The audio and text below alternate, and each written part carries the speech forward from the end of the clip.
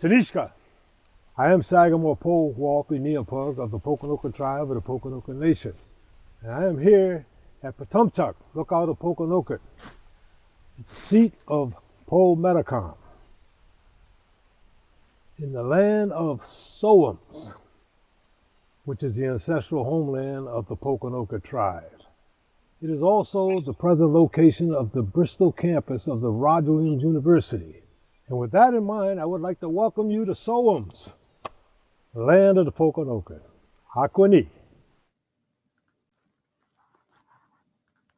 Welcome to Indigenous in Rhode Island, Reflections on Courage and Community.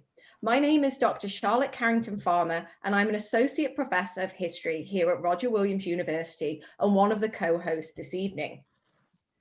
Tonight, members of the RWU community and the public at large will explore and reflect upon history from an Indigenous perspective by engaging in conversation with honored and esteemed guests from the Narragansett and Pokanoket Nations, namely Loren Spears, Narragansett, and Sagamore Winds of Thunder, Poconoket. And these conversations are especially relevant today, Indigenous Peoples Day. And thinking and learning from Indigenous nations here in Rhode Island and New England is especially important since this autumn marks 400 years since Native communities began sustained relations with the first European settlers in these lands. So by acknowledging and celebrating the Indigenous communities in our region, we gain critical perspectives of the legacies of colonialism and the enduring vitality of the original peoples of these lands. So welcome everyone. Now I'd like to turn over to my co-host, Dr. Jeremy Campbell. Thank you so much, Charlotte. My name is Dr. Jeremy Campbell, and I'm Associate Professor of Anthropology here at RWU and Director of the University Honors Program. I'm delighted to help host tonight's event and would like to start with a huge thanks to our honored guests, Loren Spears and Sagamore Winds of Thunder, as well as a special thank you to all of you in the audience, 280 and growing, I think, who have made the time to attend this event. Thank you for being here with us to celebrate Indigenous Peoples Day and to learn more about the histories and peoples that make Rhode Island so special. We have a lot of people to thank for making this event possible, starting with President Yanis Miaulis and Provost Margaret Everett, whose offices are co-sponsors tonight and from whom you'll be hearing more shortly. The RWU Multicultural Student Union and Student Senate are also generous co-sponsors tonight and are actually holding student watch parties in some of RWU's classrooms. Masks on, social distanced, of course, but it's really exciting that they're here, and we'll be hearing from them later in the Q&A especially. Thank you to all the students who have helped support this event. And a special thanks too to the tireless professionals in the Marketing and Communications Division here at RWU who helped with video production, press releases, and graphics to help make this event virtual via Zoom. Since this is a Zoom webinar, I have just a few things for you to keep in mind as we get started. First, of course, you'll notice that your audio and video are disabled for this event, but as you're following along at home, please feel free to click on the Q&A button, which you'll find probably along the bottom menu within your Zoom box. If you click on that, you can pop a question in there, and both Dr. Carrington Farmer and myself will be moderating and responding to those as we can. If it's a really fantastic question and it stumps us, of course, we'll bring it to our honored guests during the Q&A. So thank you. Now, without any further ado, it's my honor and pleasure to introduce Dr. Yanis Miaulis, President of Roger Williams University, for a few opening remarks. President Miaulis? Thanks so much. Good evening, and thank you for being with us tonight for this important academic discussion. Before we begin tonight's talk, I want to take the opportunity to place a conversation in context. Like every university in the United States, Roger Williams University resides within native indigenous lands. Roger Williams has a distinct geography with our two campuses. Our Bristol campus sits just down the street from King Philip's chair in the heart of Soams, as the Sagamore just told us. And with our Providence campus, we also are situated in the state with federally recognized Narragansett and many non-recognized tribes. Tonight, we have two amazing speakers who have been great partners with Roger Williams University, working with our faculty and our students in many courses and curriculum over the years. And I thank them for sharing and keeping their stories visible to us. Sagamore Winds of Thunder of the Pokanoket Nation and Ms. Loren Spears, Executive Director of the Tomaquat Indigenous Museum and award-winning Narragansett educator. We focus on voices tonight from the Narragansett and the Pokanoket. We also recognize the Plymouth, the Niantic, the Pequot, and Wampanoag, among others not mentioned or not known to us. That is why we support this conversation. Our job as a university has many parts: to educate and serve as students, to build stronger community ties, to work toward reconciliation.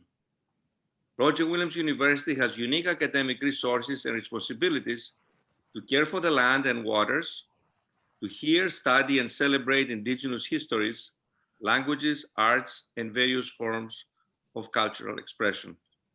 Tonight, we hope, is one example of our work with local tribal nations and our work as allies in pursuit of social and racial justice. Indigeneity is a complex topic, and we hope to shed some light into the topic tonight. Tonight's talk is part of our commitment to talk about these hidden truths and our faculty year-long series on difficult topics. I thank our faculty for these important academic conversations and advancing our scholarship and scholarly work in equity, and inclusion. I look forward to learning with you all tonight. And now, Jeremy, back to you.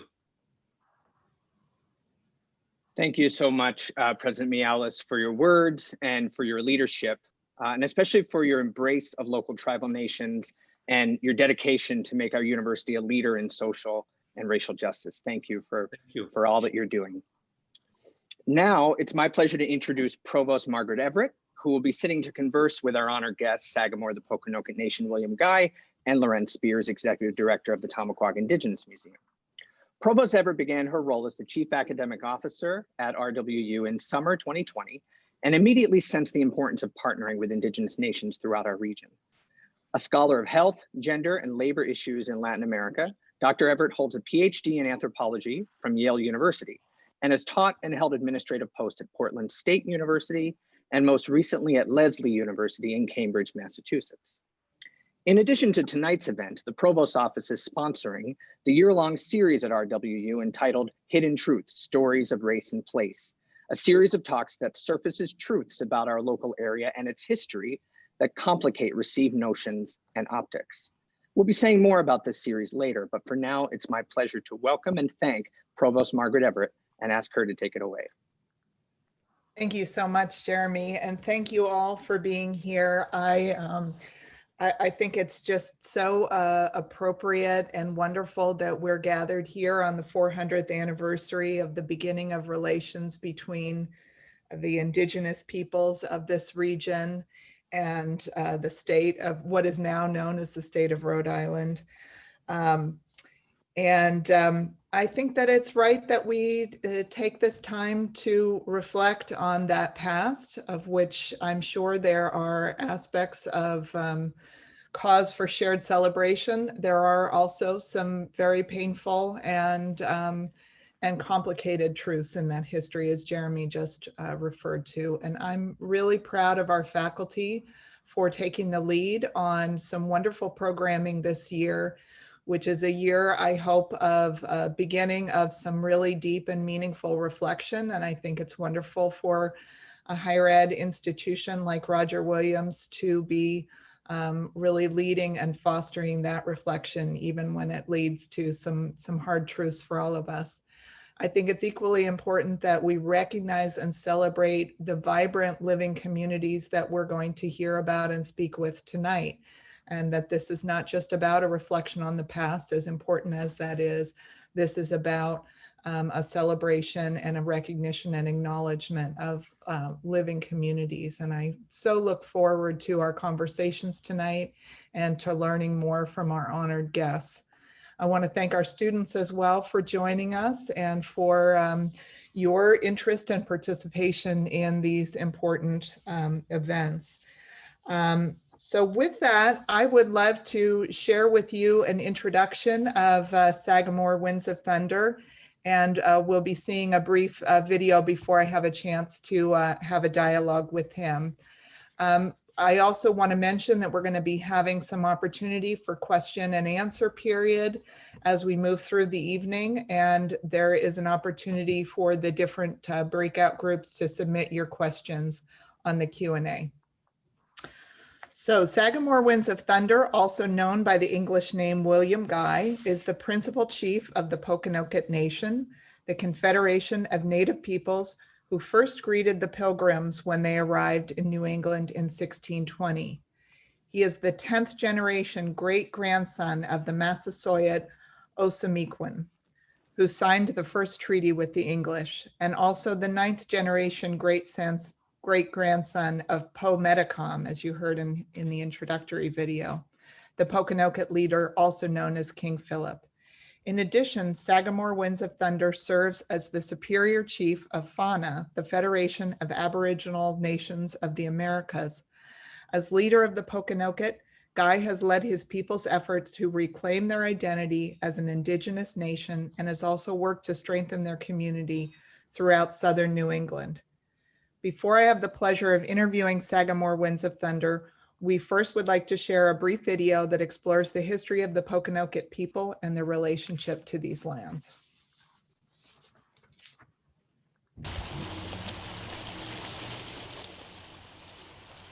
The Poconoku Tribe was actually the headship tribe of what you know today as the Wampanoag Nation.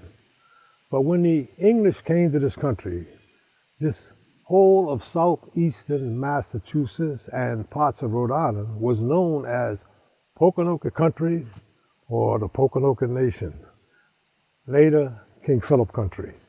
It was during the King Phillip War, 1675-1676, that the colonial government outlawed the word Pokanoket.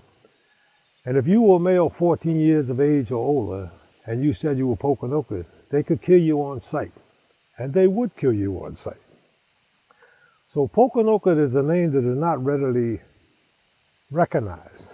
But any map prior to the King Philip War, and that's the John Sellers map, who was the map maker to the King of England, Gurkin's map of that period, the Smithsonian's map of Northeastern Indians Handbook, they all state right on it, Pokanoket Country or King Philip Country. So Pokanoket is who we are.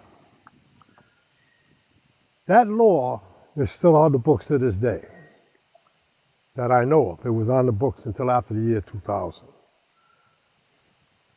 We are here, we have always been here. They call us the seat of Metacomet. But his father, the Massasoit Osamequin, who welcomed the Pilgrims to this country, also sat in the seat.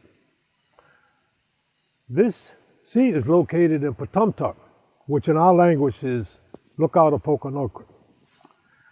And during the period, this is one of our sacred villages, in which we would send smoke signals from the top of Potomac, which is one of the highest points in Rhode Island, that they took 75 to 100 feet off of the top of this mountain during the 50s, and they had a Nike site here. But we would send smoke signals from Potomac to Mount Wachusett, which is in Massachusetts, and from Mount Wachusett, we would send smoke signals all the way up to Mount Monadnock, which is in southern New Hampshire. And that is where the King Philip Trail is located. Our territories, we went all the way up to New York State, to Scotticook Falls, which is this side of the Hudson River. And this is where King Philip was during the winter campaign of the King Philip War with Connaught, who was chief of the Narragansetts. So Potomac is one of the sites, one of our spiritual high grounds. A lot of spiritual connotation, a lot of spiritual ceremonies are held here even to this day. Many, many moons ago, the Creator looked down upon the Pokanoket people and saw us with our hands raised up above. And he said that we were a good people. And so he sent 3 messengers to our people bearing gifts to give to our people. They told us to take these gifts and to plant them, and they would multiply and to share them. So we did that. And they multiplied and we shared them. And when it was time for the 3 messengers to go, there were some of our people who still did not believe that they were sent by the Creator. So they asked for a sign. And so the 3 messengers came down by the shore, and before they left, they walked into the water and they turned and they waved to our people and they turned to stone. And they are still here today on the shores of Potomac. The 3 messengers, corn, beans, and squash, the gifts that they bore, the 3 sisters.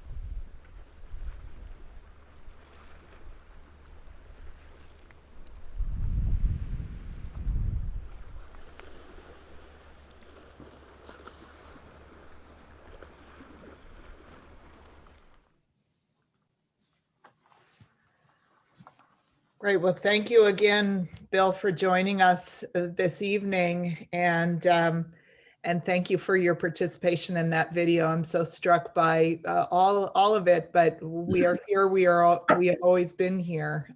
Is, you know, very simple but profound statement, and I appreciate you sharing that with us. You know, we've already talked about the fact that this year marks the 400th anniversary of relations and contact between the Pokanoket and the Pilgrims.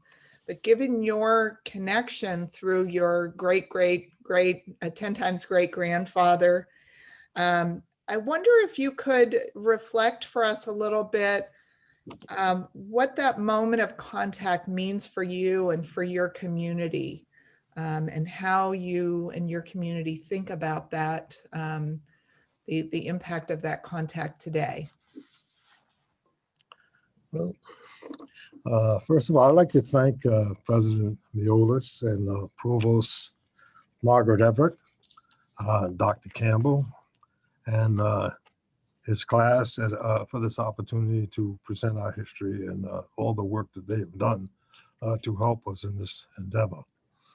When I think about and go back to the time of the Massasoit and the land of the Pilgrim, the Massasoit was the head of one of the largest Indian nations in pre-colonial times.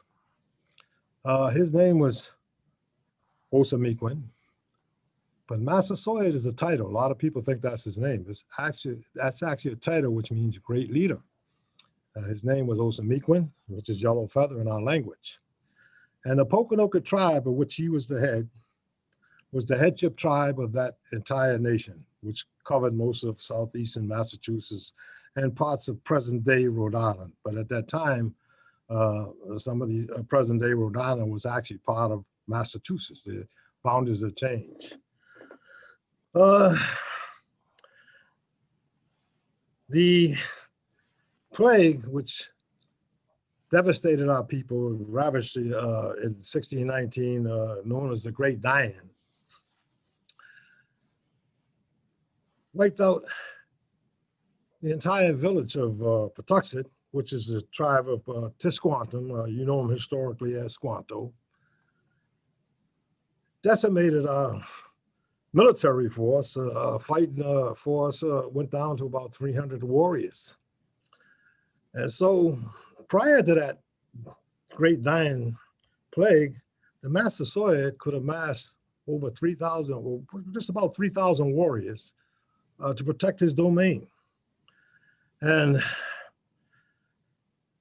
also to protect the tributary tribes that he had to take care of. And one of them was the Massachusetts tribe of in Massachusetts, which he protected from the Iroquois tribes of New York State.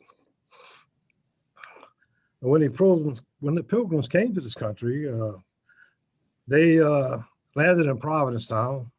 Their original destination was Jamestown, Virginia, which was the first colonized community in the New World. But they had missed their mark by quite a bit, and they set sails again and eventually came down the coast of Cape Cod until they landed in Patuxent Village, which is present-day Plymouth.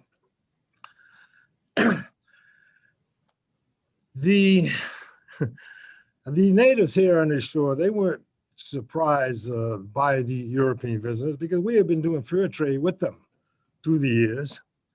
And it was about 3 months before they were even contacted by our people. And it was an Abenaki Sagamore by the name of Samoset who actually greeted them with, "Welcome, Pilgrim, welcome, Englishman." And so when I tell you, when they came down from Provincetown to Patuxent Village, they had to pass through Nauset country. And the Nauset Indians were firing on them. And so he had told the Englishmen, of course, to their surprise, they were surprised that he could speak their language, that he knew of someone that spoke even better English than he did, and that he would go and get him. And he did come back with the person you know as Squanto. His name was Tisquanto. But in history, they shortened that name to Squanto, and the Massasoit.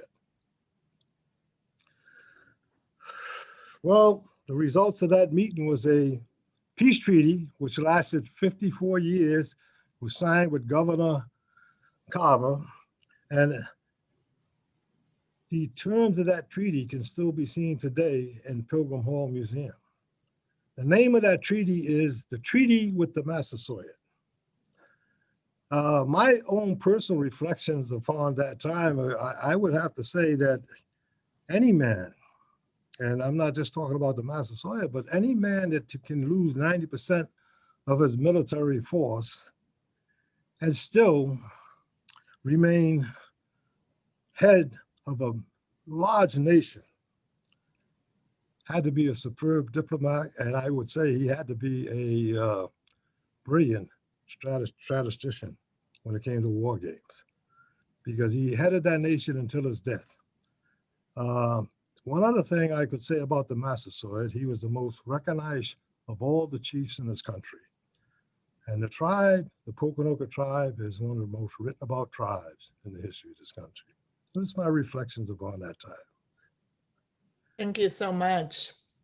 Moving forward about a half a century from that initial establishment of a relationship and contact, things came to a head, of course, between the Indigenous people and the settlers during King Philip's War in the 1670s. And so I wonder if you could talk a little bit about the consequences of that war for the Pokanoket in that immediate time period, and also for maybe the decades and the centuries to come. How do you see the legacy and the impact of that war? Well, no doubt that the impact of that war was devastating to our people, but it was also devastating to the colonists. So much so that the colonial government passed a law during the King Philip War, which stated that if you were a male 14 years of age or older, and you said that you were Pokanoket, they could kill you on sight. That law, at that time, 1675, 1676, was the beginning of the term Wampanoag being replaced for Pokanoket. According to the Massachusetts Archaeological Society, the first 50 years of encounters with the European, they've never even heard of the word Wampanoag. It was a term that meant Easterner, and it was also a term that was reserved for the tribes that fought with King Philip against the colonists. It was the most costliest war in the history of this country per capita people. King Philip was actually hated by the colonists because he burnt over half of their settlements to the ground. When they killed him at Mount Hope, Patumtuck, our sacred mountain, they quartered his body and they beheaded him and hung his head on a pole for 25 years in Plymouth County. And my own stories that went around in my family at that time, my great uncle Frank Whedon, who was next to the youngest of 9 children, who was born in 1870, he'd always talked about how he would always talk about how when his Susan Simons went back to the land of her people, a girl of 18 years of age, they stoned her because they knew she was a direct descendant of King Phillip. The other story that he always told us was about the Massachusetts flag with the arm and the sword hanging over the head of the Indian there, and that Indian supposedly was supposed to be King Phillip. And he said that was a warning to us to stay in your place or we'll take your head off just like we did Phillip's. So that's stories that went around at our family. But when I was a kid growing up in the 1940s, it wasn't fashionable to be Indian. And basically, I remember bragging about to my friends, I was playing about how I was the direct descendant of King Phillip. And I was called into the house by my parents. And they reprimanded me and they told me I couldn't talk about that. This story of being a direct descendant of King Phillip, every one of my first cousins knew this. I had 40 first cousins, I mean, both sides of my family, but every one of my first cousins knew this story, but we couldn't talk about it. Later on in life, as I can attest to the paper genocide, misclassification, when I went to get my daughter's birth certificate, who was born in 1965. This is 1965, my youngest daughter. And on the records from the hospital, line in the hospital, they had my daughter down as white. So I am at the Providence City Hall trying to tell these people that my daughter is Indian. My oldest daughter was Indian. This daughter is Indian. They would not change that. 16 years later, when I went to, took her for a driver's test, she had to show proof of her birth. And we didn't have that with us, so we went to the records department, which was right behind the Department of Motor Vehicles in Providence. And we got the wallet size birth certificate. And they were looking at the records, and they had me down listed as Indian. They had my parents as Indian. They had my grandparents as Indian. They corrected that record. I didn't have to tell them. They put my daughter down as Indian. 16 years later, another incident of misclassification would be 1998, when I went to the city of Fall River, the town hall, to get a copy of my parents' marriage license. And I was told at that time, they gave me the license.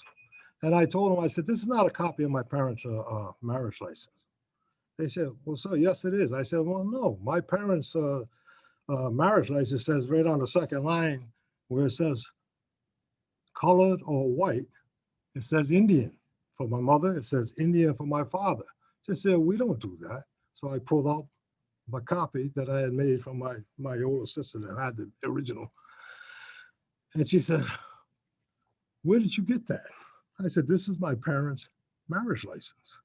She went back to the file cabinet. Each file cabinet had a book on top of it, about 3 inches thick. The year 1932, which is when they were married, wasn't up there. She said, sir, that book is not in this office. It's in the city solicitor's safe. She said, I have to get permission to get a copy of that license from the city solicitor. If you will come back after lunch, I'll give you a copy of that license. So I went back after lunch, and sure enough, she gave me a copy of the license. Second line after their names, it said, didn't say colored or white, it just said color. They typed in Indian. The original one, which I had paid for before lunch, I left in my car. She says, sir, can I have the the copy that you took, before you went back for this. I said, oh, ma'am, I said, I left that in my car. It's about 12 blocks down the road. She said, well, that's all right. You can keep it. I said, I really don't want that anyway. Well, I did want that because I have all three of them in my family genealogy book. And just to prove that these are the things that they did, and there was no getting away from it. So Right. Pokanoket is a name that is not readily recognized. It's like we're invisible. We don't exist. They know who our leaders are. They know who Massasoit is. They know who King Phillip is. They know who Warm Sutter is. They know who Anawan is, but they omit the name Pokanoket. Mm-hmm. So a lot of contemporary writers, I call them revisionists. They do the history and they write about things that are not in the original history. Where the name Pokanoket should be, there are names of other tribes. But if you look at every map prior to the King Philip War, and I spoke about the maps on that video, the Hack map from Habit, the King Mapmaker's map, the Smithsonian map of North American Indians, volume 15, they all say right on them, Pokanoket country, King Philip country. And I think it's pretty sad when you are publishing and you can deny historic reality. And that's what is being done. Because if you look at the first 50 years of encounters, the word Wampanoag is nowhere in the records. Yeah, I really appreciate you sharing that with us. And that misrepresentation and omission and denial is such a difficult but an important piece of the story that I think is important for our students and all of us to recognize. You're also, as you said, you're here, you've always been here, you're a vibrant community, and we just have a very few minutes before we need to move on with our program, but I would really love to finish our conversation for now by hearing from you about your community today and an example or two of your activities and how your community gathers and celebrates. Okay, I would Thank love you to so do much. that. We've always been good neighbors and so on. So we had 13 original Thanksgivings or Nikomos, which we celebrated. Some of which we still do today. And one of the biggest is our Strawberry Thanksgiving, which is celebrated in June. We still, and it's on the property of Mount Hope. We do the renewal of the covenant every year with our Creator, and that's a ceremony where we lay the title of Massasoit to rest with our Creator. We said that the Creator would be our Massasoit. We've also still celebrate the Walk of Pioneer when we have Pioneer warriors that are going into that walk. One of the other things we do is the memorial to King Philip, which is where he was killed, right there on the property.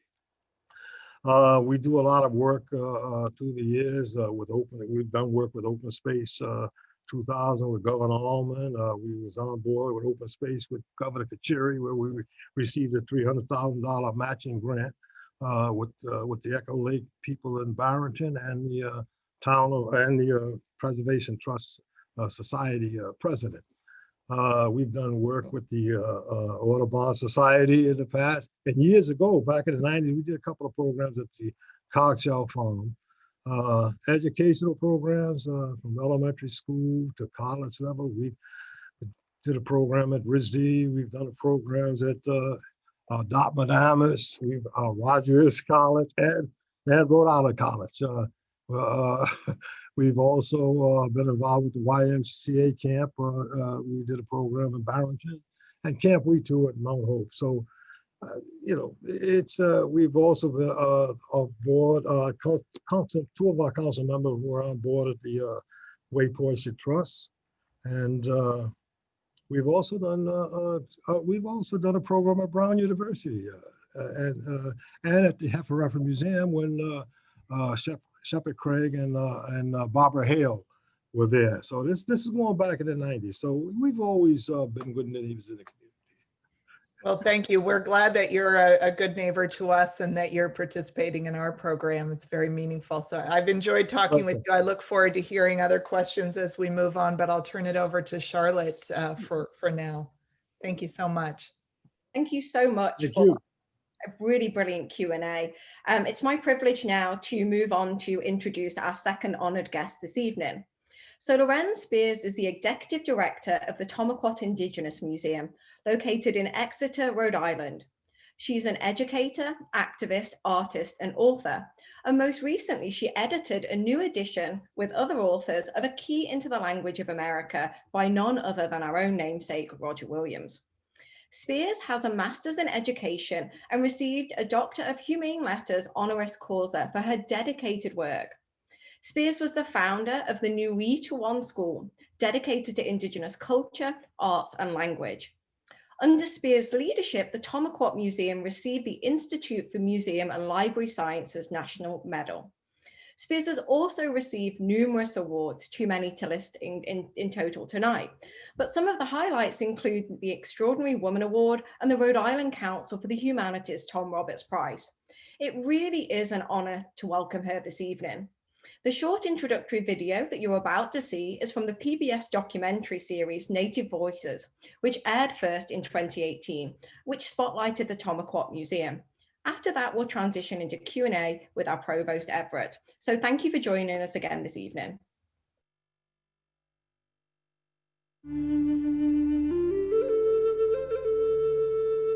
People will come to the museum and they're like, are there Tomaquat Indians? And I'm like, no, there is not. Tomaquat actually means the word beavers in the Narragansett language. Where we were originally founded, where the museum started, is known as Tomaquat Valley. It's a little hamlet inside the village of Ashaway, inside the town of Hopkinton, Rhode Island. Tomaquat Museum was founded by Eva Butler, who was an anthropologist, and in partnership with Princess Redwing, who was Narragansett Wampanoag, and she is a very famous historical figure as an Indigenous advocate for Indigenous rights. Redwing always said, history is his story, so they tell the story from their perspective and their point of view, and we must tell our history from what has been passed on to us so that we're telling truths and not assumptions. The idea is that in a lot of museums, it's told third person. Historians and archaeologists and anthropologists and people of that like tell another group of people's stories. And we're not doing that. We're telling our own story, our own history. To feel like you have a place in this world, to feel that your history and your story matters, and it's being shared by other people and people are learning from that. It's a place where we're represented, where we're so often not included and not represented elsewhere. This museum, in a lot of ways, has given me a voice. You learn really about what generational trauma is, what lateral oppression and oppression looks like, and you get to sort of understand and be around people and in a community of people who have experienced similar things, and you start to see that other parts of your life make more sense. Part of the museum's mission is to enable our younger people to have a strong sense of who they are as Narragansett people. Someone like my grandmother, who's lived 100 years, she's touched 3 centuries. It's those people that are sharing that historical knowledge forward to us through our oral tradition and our oral history that passes it forward, and we keep trying to do that, pass it forward to the next generations to come. It's a whole history, you may say, of the whole tribe. I think they've done a wonderful job of putting it together and making it so that it's interesting to people besides just us. We really provide a safe space for anyone to come and ask anything.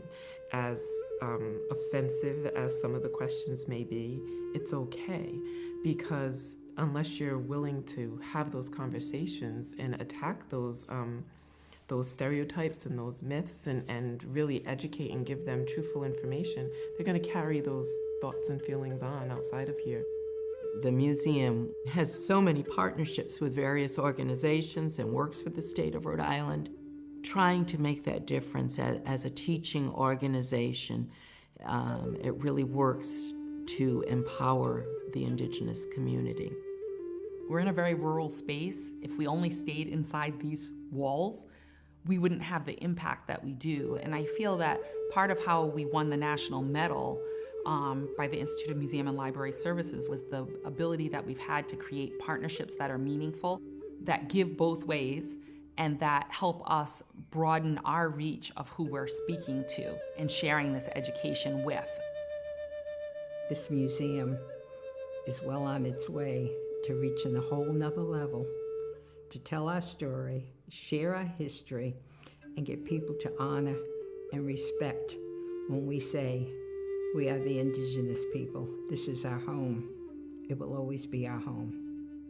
We were a tribe when people landed on these shores, and we're still a tribe.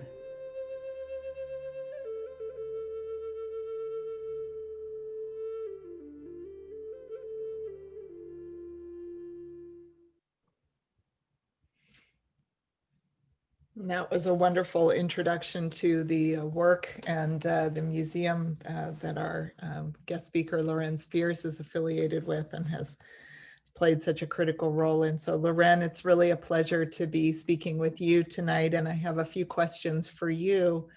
I'd love to start just by asking for your reflections, similar that I did with Bill recently, about, but from a Narragansett perspective, on that initial contact with the English settlers, with the Pilgrims, with King Philip's War and the expansion of the colonies. The Narragansett is a bit further west in perspective of Plymouth, but I imagine this was also a pivotal period and one that you reflect on as the Narragansett. And so anything you can share about what that moment means for you and how you look back on that period. Certainly, but first I would like to introduce myself the way that I've been taught to do so. Askui Kwasin, Natasuis Makasini Pashao at Nahai Gansek, Natasuis Loren Spears English at Nin Nahai Gansek Nahantek, Kanupiam at Aki at Nahai Gansek. So hello everyone.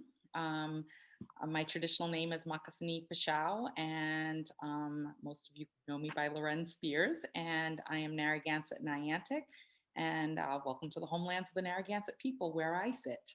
And so thinking about our ancestors and the clash that took place in this land, that is our homeland, that we're all still living in today, but has been occupied by many immigrants that have come to this land. And the first immigrant that stayed in, settler colonialism, as they say, stayed in Nahai Gansek land, Aki, is Roger Williams, that came and created a settlement, but he only created that settlement because of the Narragansett people willing to help him and to allow him to live within their territory. And I think, we all know that didn't go well for very long, and that although many people like to refer to it as this very happy-go-lucky friendship that was happening, and that they skipped merrily into the future, it really isn't that way, because Roger, he was doing things that he needed to do. And in doing so, he was networking with other colonies, and he was giving tips to other colonies that tipped them off for the Pequot massacre that took place in Fort Mystic, the Pequot Wars. There were lots of inequities that were happening right at a very early start that started the land dispossession and the encroachment that was happening here in our homelands. Of course, that came to a full head during King Philip's War. And even though the Narragansett were being neutral, as were the Niantic, if you hadn't noticed, I said I'm Narragansett and Niantic. We became one after King Philip's War. But during King Philip's War, we were staying neutral. And lots of things happened, but the ones that stick with me is that Connaught said that he wouldn't give not one pairing of a nail of a Wampanoag over to the English. And the conflict came to a boiling point when they raided the swamp in the village that was at Great Swamp and massacred hundreds. The numbers vary, but regardless of exactly how many, it was more than 500 people in most accounts. That's a very large village at that time. And our people still to this day recognize that loss and do a pilgrimage to Great Swamp every September. The actual date of the massacre was in December, but it's pretty chilly then to go there. Although elders and people do, but it's not the large memorial, if you will. And recently, maybe it might even be 8 to 10 years ago now, our elders went there and did a ceremony and actually wrote a new memorial song that is sung often now, Kanashawank, which literally the translation is their spirits are washing over us. And it's really a powerful song. But those memories and the spirits of our ancestors, they give us the knowledge that we have today. They passed it down generationally to us. And, you know, despite the fact that after King Philip's War, you know, the continued land dispossession, the genocide that was taking place in the war, the enslavement of Indigenous people of this region to the Caribbean, the enslavement of Indigenous people here in our own homeland. And I say that in multiple layers because I have 2 degrees in education, but education was a form of enslavement for our people. They were literally yanking our children from our homes and taking them off to schools. Most people know about the boarding schools, that was the federal system, but everything that worked as they went westward, they perfected here first. And there were industrial schools and other kinds of Indian schools that were utilized to indoctrinate us into a Western way of knowing. Like the word I like to use is de-Indianize us. And, you know, you can call it colonize us, you can call it indoctrinate, you can call it assimilate, you can use any of those terms. But the reality is our families and communities have fought against that the whole entire time. And along with that dispossession, cultural dispossession, land dispossession, you know, our communities still stayed together and still fought against this. And after King Philip's War, the Niantic actually took in the Narragansett. The Niantic were a tributary to the Narragansett. The Narragansett was an extremely large tribal nation, often documented as the largest in this region. I haven't seen otherwise. And there were many groups that were tributaries to the Narragansett.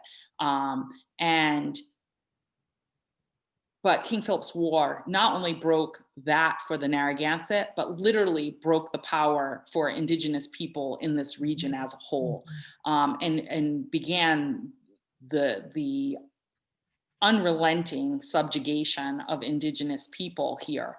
And I think that when I think back on that time and how just such a short period of time completely flipped our experience as a nation and as a people,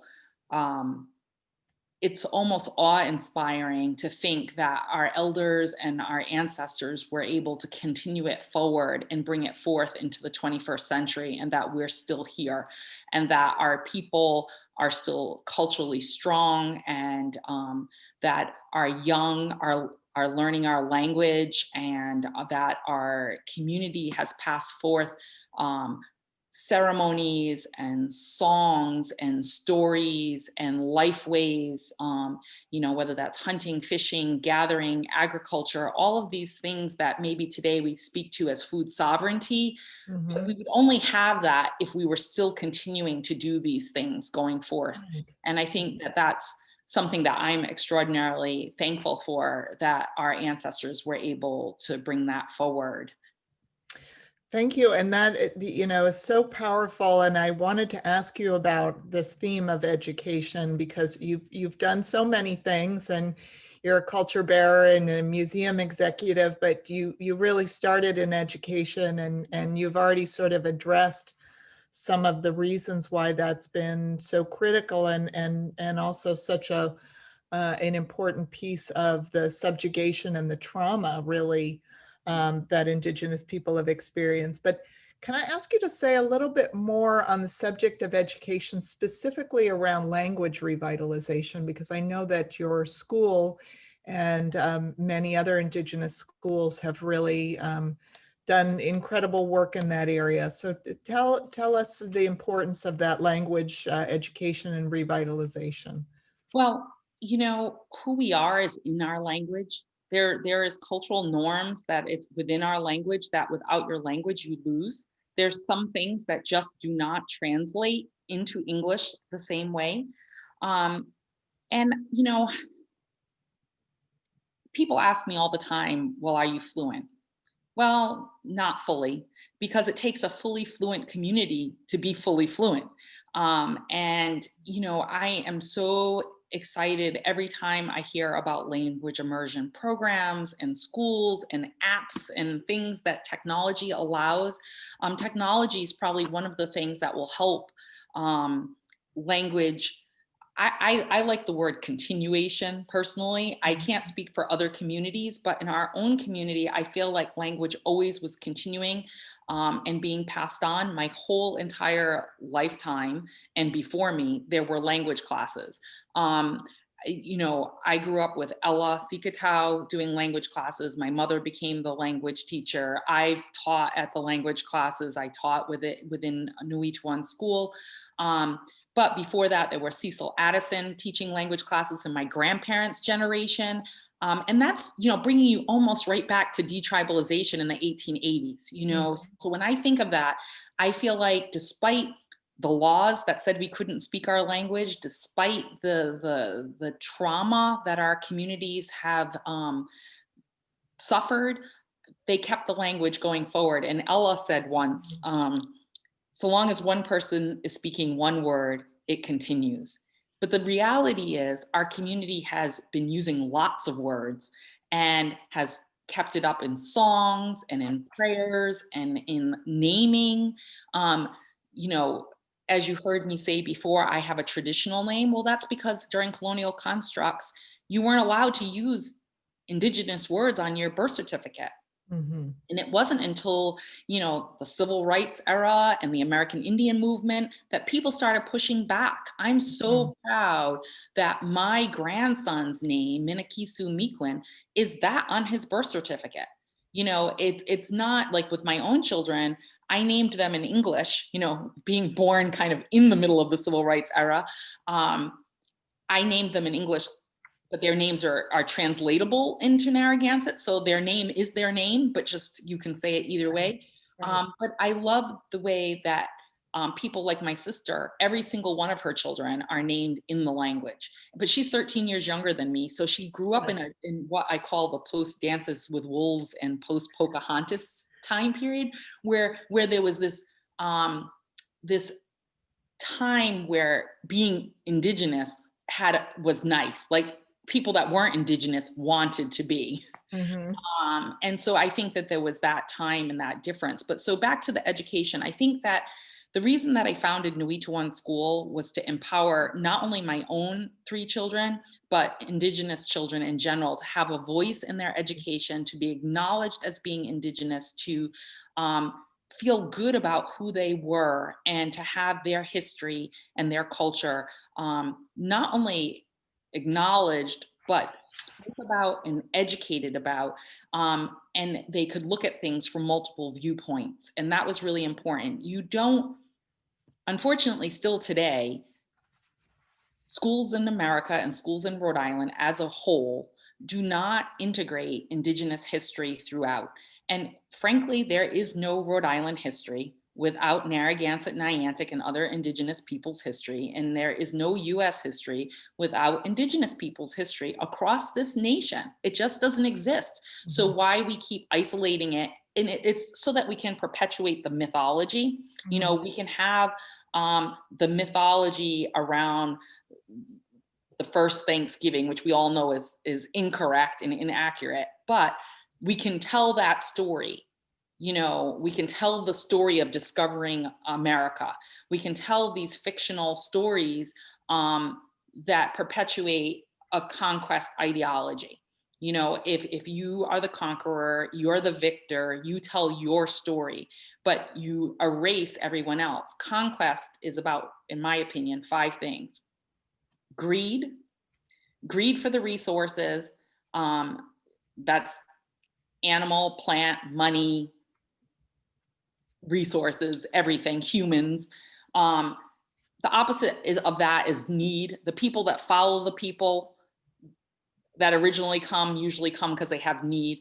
Then there's power. The people with the power have political power, economic power, military power, weaponry power. They have another power, it's called entitlement, but it's so powerful, I put it by itself. That's the notion. We're sitting here on a day that was formerly known as Columbus Day, and Columbus could show up someplace, shove a flag in the ground, and because he had the power of the King and Queen of Spain, all those resources, and entitlement, that he could be entitled to do so, that was a power. Mm-hmm. The next one is fear and hate. You promote fear and you grow hate. We see it today, but we see it in the Declaration of Independence. It's a perfect example. Merciless Indian savages whose known rules of warfare is an undistinguished destruction of all ages, sexes, and conditions. Talk about propaganda. It's in a document that can't change. It's there for forever. But yet people don't even realize that when they're reading these things and hearing these things, that they're subjugating and dehumanizing a whole group of people that, by the way, help them fight for their independence. And lastly, censorship. You take away the voice. No political voice, no economic voice, no education voice, no military voice, you name it, across the board, no media voice. You have no voice in any of it. And when you have no voice, you have no say. And just as we were written out of the history books in the 1880s, before that, but really after that, because now it said we didn't exist. So therefore, we were completely written out of the history. But who gets to write those history books? Mm-hmm. Again, no voice. And it's this repetitive pattern of conquest that keeps happening. And it happens in the modern era. It's not just the brutal, physical, violent conquest. It's also the violence that happens, you know, with legal genocide, with oppressive educational actions against our children, ripping children from our homes. And, you know, the Indian Child Welfare Act didn't come into play until 1978. The Indian Religious Freedom Act didn't happen until 1978. The Narragansett Land Claim Settlement Act that gave us back 1,800 acres of our land didn't happen until 1978. So that's only a short window of time that some of these protections have been put into place. I don't know if I answered your question or answered 10 others, but it was fantastic. And you addressed a number of important issues and some really important connections, I think, to what the Sagamore was sharing as well about the, you know, the legal erasures and, but also that education. And, you know, I'm new to Rhode Island, but when you were talking about education in the school systems, I was reminded of my children were young in the state of Oregon, and I'll never forget my daughter coming home from kindergarten and telling me about, you know, making a button blanket and what she learned about the Native Americans. And she thought I was going to be really excited about it. And she could just see me getting increasingly agitated and irritated and furious about the, you know, this just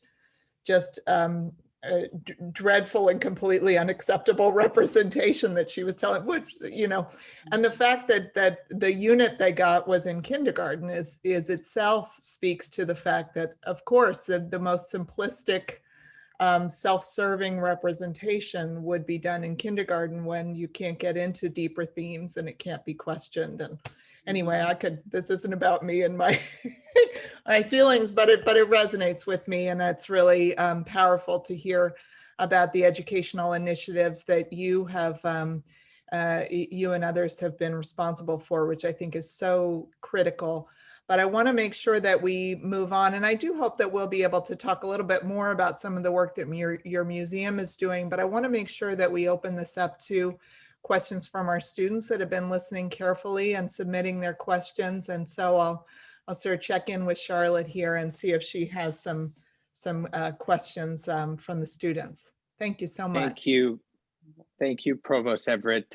Jeremy here. Thank you, Loren. Thank you, Bill. Those were incredibly rich and interesting conversations. We want to broaden our conversation now because we do have some great questions. So Loren Spears, Sagamore, Winds of Thunder, if you could kind of both be ready to hear some questions first from our student watch parties, which are sponsored by the Student Senate and the Multicultural Student Union. So I'm going to first introduce Student Senate President Sam Avila, and then after he asks his question, and I'll give him a chance to get his room ready and everything like that, we're going to also go to the Multicultural Student Union President Geraldine Ramirez, who's hosting a party as well, and then we'll go to the Student Senate Treasurer Jacob Hartzler, who will have some questions. So first, Sam Avila, if you could unmute yourself, share your video, and bring us into your room and share your question with us, please.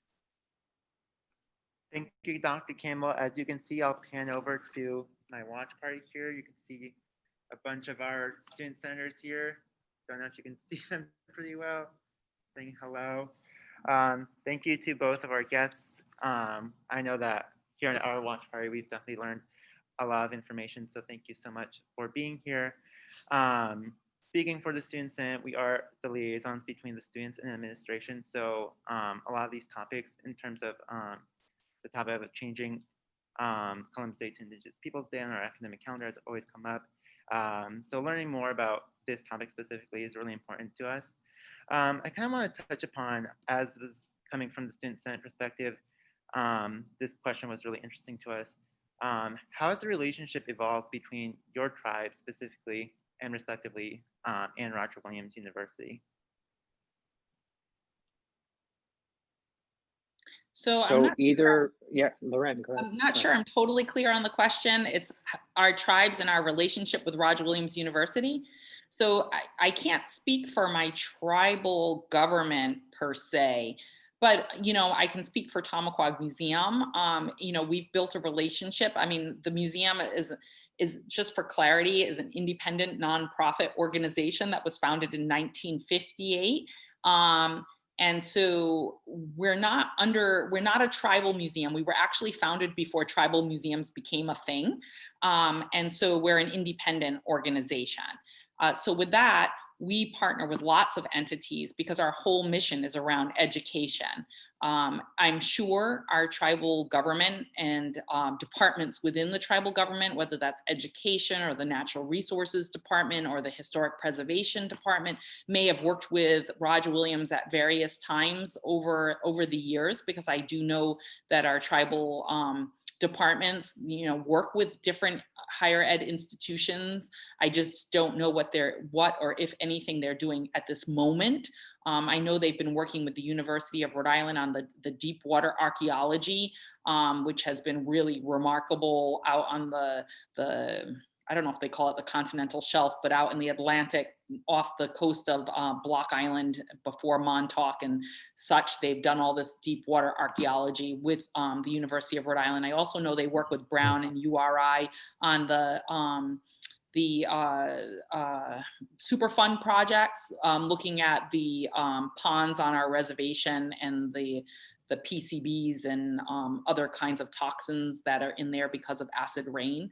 So there's a lot of intersection. I just don't know specifically to Roger Williams for our tribal government.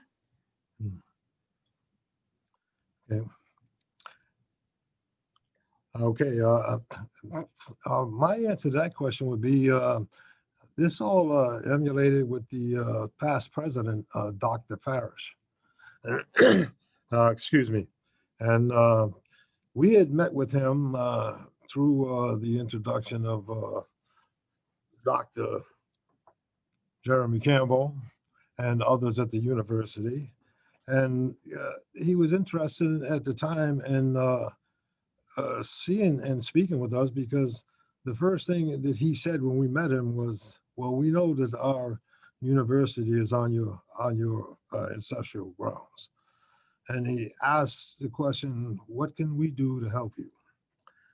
And I really feel cheated that I never really got a chance to know Dr. Parrish, because he passed away about 2 weeks after that first initial meeting. But at that time, he made it known what his wishes were, that he wanted to work with the Pokanoket and help us in our endeavors to get the true history out. And so this is how we became much involved with the Roger Williams University faculty and the students who have been a great help in research and a lot of the oral history that was passed down to my family. And the amazing thing about the oral history that was passed down, we found everything that we were told there is a written record of.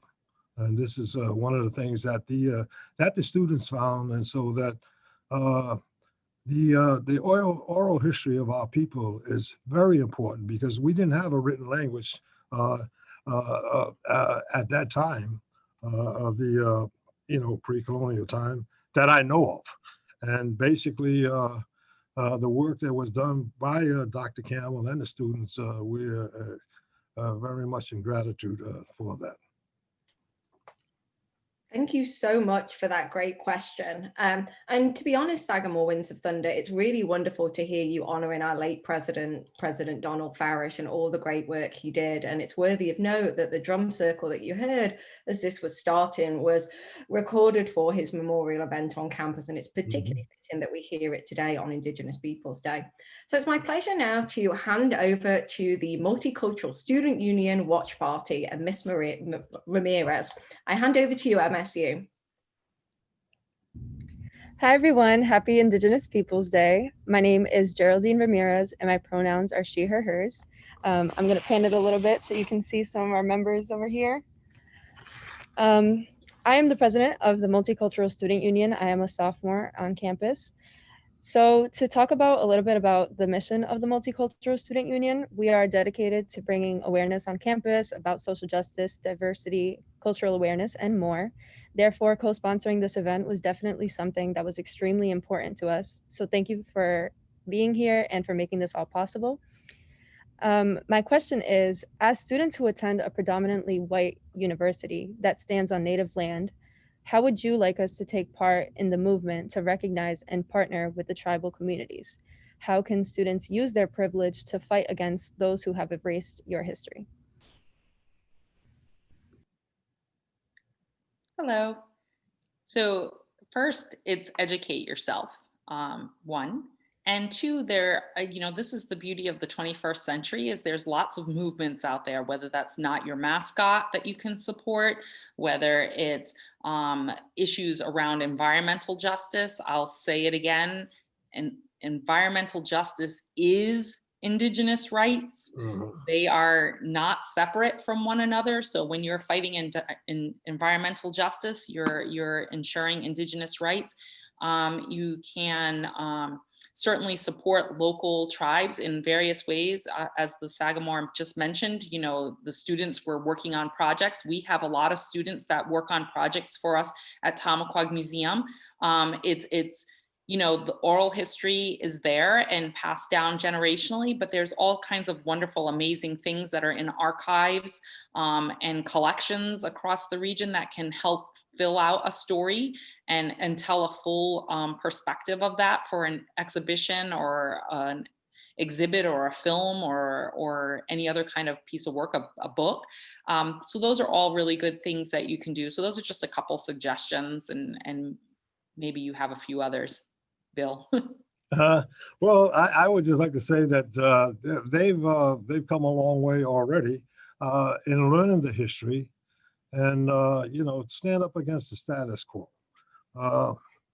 I just feel as though the university, they have produced a booklet on the Poconoket people, and you talk about environmental injustices, Indians were natural environmentalists.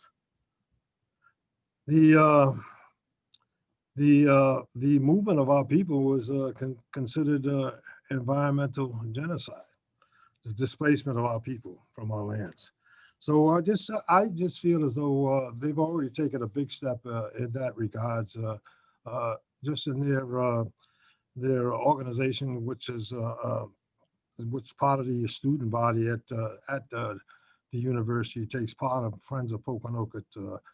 I just feel as though they have done a lot of research on our behalf, and they continue to do this with other tribes in this country. Thank you for that great conversation. And we're going to invite Jacob Hartzler, Treasurer of Student Senate, to bring us into his room with I think a similar kind of question that might poke this a little bit further. Jacob? Hi, just want to say thank you to everybody for taking part in this today. I really appreciate it on behalf of all the students. So this is our little watch party here. And so my question was, in the current political climate we are in, with high unemployment, social movements in the streets, and everything else, how has politics affected the ways in your tribal nation have pushed for change, if at all? Well, I think that the political climate for us, even though it might be extra bumpy right now, we've had hundreds of years of bumpy. So I think that we're looking at what are the things that are going to ensure our next generations. You know, what are the things that are going to ensure our children, our grandchildren, our great-grandchildren? I think that's how we look at it all the time. And so when I think of the time that we're living in, we're looking for that equity and justice that still is not here, where, you know, standing beside other people, whether that's being at Black Lives Matter rallies or going down to Plymouth for the National Day of Mourning, or doing the educational work that we do that's really activism every day, in fighting for justice and equity and inclusion in this place that is literally our homeland. But now we're underneath, our nations are underneath another more dominant nation here. And so we're looking for that social justice that is happening. And we want to have equity, we want to have food sovereignty, we want to have political and economic sovereignty for our nations within this, you know, we're a domestic sovereign like a state might be. We're not a state, but in the sense of underneath this federal government. So I think it's really important that we think about, like, we're fighting all the time for equity and rights through, you know, I'm not representing the tribal government, although I've been on tribal council before, but I'll speak in two lenses, one as a tribal citizen and one as the director of this museum. And we have the Indigenous Empowerment Network. And, you know, in 2016, we fought to have tribal IDs acceptable when you go to vote. We have spoke with lots of different people about access to waterways. So we're constantly fighting for equity and rights and justice for our people, as does our tribal government as well, that does it in a formal capacity, but we do it as citizen activists as well. Well, my take on that is is no doubt that the effects of colonization that purposely divided our people. And my hope would be that the recognized, federally recognized tribes and the non-federally recognized tribes could come together for the betterment of all the indigenous people. Right now, there's inequities as far as non-federally recognized tribes are concerned. I've looked through the years at the ethnic groups that have come to America, and each one of those groups has reached back. In my experience, they've reached back to help their own kind. In my experience, I don't believe that the American and Indian has done that we still divided because of politics. So it would be my hope that one day that we can come together and that they will reach back and help their own kind. Presently, my tribe is not interested in federal recognition. That is not something that we're looking for. But it doesn't make it any less. That would be my take on that. Yeah. Thank you, Sagamore. For one more additional question from the Student Senate President, Sam Avila. I think it's in a similar kind of theme. So Sam, if you could unmute yourself there, please.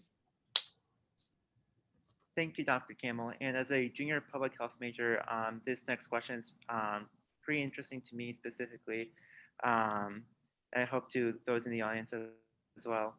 I'd like to ask about the implications of the COVID-19 pandemic for Indigenous people, which is perhaps especially poignant as we reflect on the centuries of colonization, the holiday that is formerly known as Columbus Day, and such as like. I was wondering if either the Sagamore or Loren could speak on to share with us how COVID-19 has impacted your tribal communities.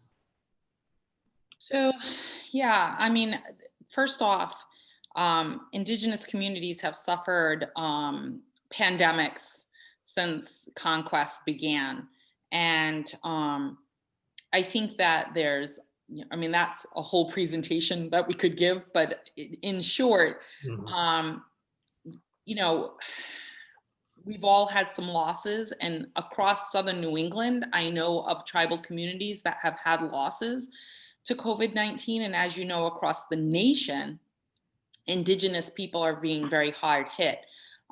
There's the sort of triple whammy of economic inequities, health disparities, and historical trauma. So there's a lot happening here for Indigenous people and COVID-19. I know in our community, our tribal nation is working really hard to provide for our community. There's gift packages, of food and of PPE and other kinds of things. There's certain departments that are still working, like the food for the elders and like the lunch program and the healthcare, the health center to ensure, our healthcare. It's complex, but I know our tribal nation is doing what it can for our community. And trying to ensure that we can be as healthy as we can. And I know that a lot of the tribal elders are just trying to stay home. They'll talk to you virtually or from 8 feet away, but they're just trying to stay home so that they can stay healthy. The biggest factor I think that is really a difficulty is that a lot of our families are intergenerational families. So I live in an intergenerational household. I'm the grandparent in our intergenerational household. But there's others that even have great grandparents within the household. So it becomes a difficulty on keeping people safe. And we also have big families. Even when you're trying to stay contained, you have a lot of people that are still intersecting. Well, I would agree with Loren completely. I just happen to be one of them intergenerational families. I have a great granddaughter who is living with me, and boy, it's been a joy, I'll tell you. COVID-19, though, for a tribe that does not have a land base, it's a lot different from our perspective, because it has really made us lose contact with one another. Mostly everything that we do is virtual, online, over the internet. So I would look forward to a time when we can come together again, because our monthly meetings we don't hold anymore because of the COVID-19. It's really affected us, and that cohesiveness that because we like I said, we don't have the land base, we don't have a meeting place that we can meet every day. We meet once a month. We have council meetings. We have committee meetings, so forth and so on. But a lot of that has fallen by the wayside with this COVID-19. So I just completely agree with what Loren had to say, and just wanted to add that bit to it. I just wish that we did have a land base, a place where we could come together every day, and then we still would be doing the social distancing, because that's the law of the land at this time. So. Excellent. I have one more question from the chat. We've had some really brilliant questions in the chat, in the Q&A, and I've been doing my best to answer them. But to paraphrase from several of the questions, several of the people attending are asking about Christopher Columbus, given the day that it is today. And I'm mindful that it's 7:23 and we do want to wrap up on time. So to paraphrase the question, would each of you like to briefly reflect on, the fact that many places celebrate Columbus Day, even though he didn't set foot in what is the modern US, and what it means to you both to celebrate Indigenous Peoples Day? So for those that didn't catch the Providence Journal, they can read about what I said fully about Columbus Day. But I think that, it goes back to the mythology that we like to create when we're forming a new country, and they needed the discovery mythology that needed to be there. And so that's where that comes from. But I want to just say that a lot of people think that Indigenous people are against Italian people. And that's a divide and conquer tactic, in my opinion. Indigenous people are perfectly thrilled with Italian people and their culture, and we want that to be highlighted and recognized and celebrated. But we don't want it celebrated with a man who brought the transatlantic slave trade, perpetrated genocide, and went around, stealing all across the Americas. That's not who we should be celebrating. We should not be celebrating Columbus and the idea that he could, quote, subjugate them all with 20 men. That is after the Taino were so gracious and helpful to him. That was his response. I think that we should honor the Indigenous lives lost to conquest and colonization. I think we should change who Italian Americans look to as a hero, and find a way to celebrate their history and their culture in a more meaningful and positive way that doesn't in turn subjugate another group of people. Well, there isn't much more you can add to that, except for the fact that, it's ironic that you could take and discover land where people already exist. So to go on and speak of Christopher Columbus, what he done to the Taino people was tragic, and I just agree with Loren 100% on that also. I mean, I can't add anything to that. The history is what it is, and you can't go back and relive the history. So we just need to move forward. Thank you, Sagamore, and thank you, Loren. We actually do have time for maybe one more question for both of you. If you could limit your response to one word or 10 words at most, and it's actually as you look forward, right, as leaders within your communities, as educators, as culture bearers, what gives you hope for the future? What are you excited about for Indigenous peoples in New England 100 years from now, 200 years from now? If you could briefly reflect on that, please, to take us out. Sure. The thing that I get most excited about is the young people, and seeing them bring forth their knowledge of culture, history, the language, and having that pride in knowing who they are. Thank you. Okay. I've held true to the oral history that was passed down to me for over 7 generations, and I would hope that my daughter would be true to that history, pass it on down to her children, her grandchildren, and those that she continues to share that. My hope for future generations would be that those people will be acknowledged for who they are and acknowledged for their rightful place in the history of this country. And my hope for my tribe would be, I envision my tribe walking on the spiritual lands of Potomac in the ways of their ancestors and collaborating with the community for the betterment of us all. Nanichin Pishkanashanan, our children, our futures. Hayutash. Stand What a wonderful way to close and conclude. Thank you both. That's all the time we have for questions. I want to thank everyone who made the time as well to attend tonight's webinar, Indigenous in Rhode Island, Reflections on Courage and Community. If we weren't able to get to your question, we're sorry, but feel free to follow up with either myself, Dr. Jeremy Campbell, or my co-host, Dr. Charlotte Carrington-Farmer. You can find our emails on the RWU website, and we will be sharing a recorded version of this webinar as well in the future. So be on the lookout for that too. Thank you as well, of course, to our distinguished and honored guests, Loren Spears, the Executive Director of the Tomaquat Indigenous Museum, and Sagamore Winds of Thunder of the Pokanoket Nation. Your experiences, your perspectives, I think we've all learned and grown as people through your generosity. So thank you both for sharing Indigenous Peoples Day with us. Thank you also, Provost Everett, President Mialis, and to the RWU student groups, the Multicultural Student Union and the Student Senate, for all the wonderful work that you've done in making this event possible. Thank you as well to Chief of Staff Brian Williams for your Zoom magic. I'll never forget it.